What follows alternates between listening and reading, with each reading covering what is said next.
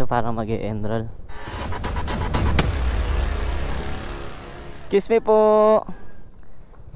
May tanong lang po ako kay kuya. Nag-aaral po si kuya? Anong grade mo na, ading? 6 po. Mayroon ka ng bag? Wala po. May bag na po siya? Kwan po yung pinagdumaan. Ah, wala po siyang bagong bag. Oh, naghahanap kasi ako magbibigyan eh. Sana all. Ito. Sakto daanan kita, may bit-bit kang card, magpapa-enroll ka pa lang yata. Grade 6. Saan ka mag-aaral? Police back. Jesmag po? Oo.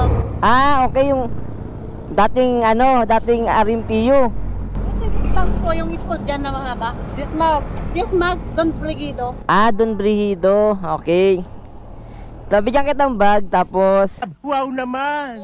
meron na ring Wow! Ay, wow! notebook, tsaka check mo na lang, check mo, tingnan mo yung may notebook at ano na din dyan. Vlogger ka na ya. Vlogger ka kayo. Apo.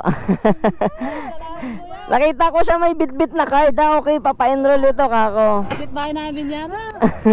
Yan, may ano, tapos meron na rin pong crayons, lapis, ballpen. Ipa-check na lang pa ako dito sa maliit na bulsa. Dito lang po, ito. Wala nang... Mag-grade 6 na pala siya. Ayan. Thank you. Anong marami. Grade 6. Kailan yung pasukan? June 16 po. Ah, June 16. Ayan, sakto yan. Naiya siya. Sige po, aral lang maigi ha. Pagpalain ka ng magpapalain ka. Yeah, sige po. Thank you. Ingat po kayo.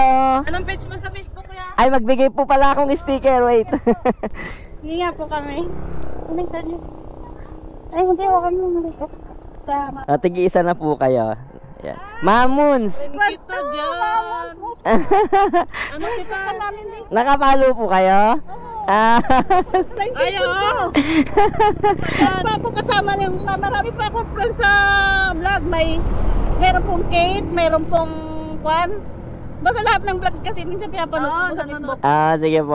Maraming salamat po sa support. Makikita nyo na lang po itong post ko. Sige po. Sakto kasi yung si kuya, may nakita ko malayo pala, nakikita ko yung card. Kaya sabi ko magpapa-enroll to. Ayun nga, timing pang grade 6. Pang grade 5 to grade 10 kasi yung dala ko, kaya ang hinahanap ko yung mga ganong estudyante. Ayun, timing kay kuya. Shoutout pala kila ate, nakafollow din pala sila. Pero siguro bihira nila mapanood, although nakafollow sila. Ayun, good vibes na naman tayo ngayong umaga mga paps. It's good morning!